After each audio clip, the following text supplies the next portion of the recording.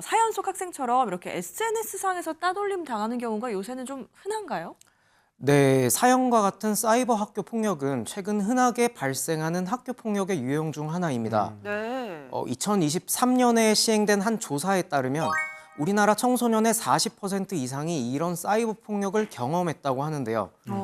주로 단체 채팅방에서 욕설 또는 협박을 하거나 주변인들만 알 수 있도록 SNS에 저격글을 올린다거나 피해 학생의 모습이 담긴 동영상이나 녹음 파일을 플랫폼에 올리는 등의 행위가 가해지고 있습니다. 네.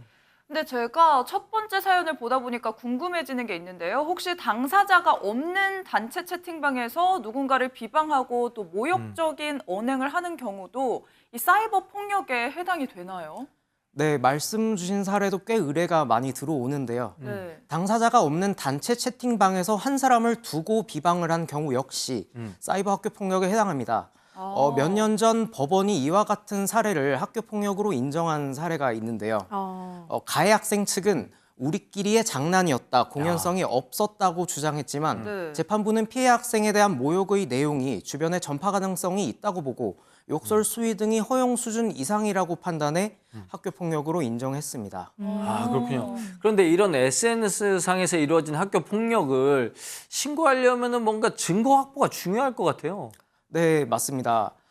사이버 학교 폭력의 경우 가해 학생이 증거를 지우면 처벌하기 어려워지기도 하는데요. 피해 학생 당사자가 직접 채팅방에서 주고받은 말과 내용을 캡처 또는 녹음을 해둔다거나 그로 인해 피해를 받은 사실이 기록된 진단서 같은 자료들이 필요합니다.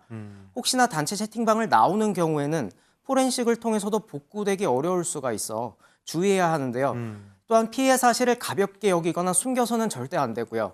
부모님이나 선생님에게 즉시 알리는 것도 중요합니다. 네. 이어서 두 번째 사연도 만나보겠습니다. 학교 폭력을 당한 우리 아이를 지키기 위해서 부모가 이렇게 나섰는데 이게 되레 아동학대로 신고를 당했단 말이죠. 이렇게 부모가 약간 개입을 했을 때 선을 좀 넘으면 이렇게 신고를 당할 수도 있는 거군요. 그렇습니다. 물론 우리 학생들은 미성년자이기 때문에 부모님의 도움이 필요한데요. 그러나 자녀의 학교 폭력에 대한 부모의 개입은 유용하게 작용할 수도 있지만 때로는 잘못된 방식이 되어 문제 해결을 어렵게 만들 수도 있습니다. 네. 사연처럼 학교로 찾아가 주의를 주는 것은 물론 다른 학생들 앞에서 훈계하면서 망신을 주는 경우 협박죄를 넘어 모욕죄나 명예훼손죄가 성립할 수 있으며 네. 자녀가 당한 신체적인 학대를 똑같이 해주겠다며 신체적 학대로 맞대응하는 경우 폭행죄로 처벌될 수 있습니다. 근데 저 같아도 우리 아이가 친구들한테 괴롭힘 당하면 가갖고 막 이거 그냥 이거 하고 싶은데 그러면 만약에 이제 자녀가 학교 폭력을 당하면 그럼 우리 부모들은 어떻게 대처해야 될까요?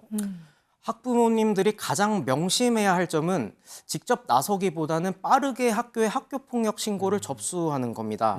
학교에 학교폭력 신고를 접수하면 1차적으로는 학교 내부에서 처리를 하고요. 그렇지 못한 경우 관할 교육지원청 학교폭력심의위원회로 회부됩니다. 네. 그런 후에 위원회 심의를 통해서 발생한 학교폭력에 관한 처분을 결정하게 되고요.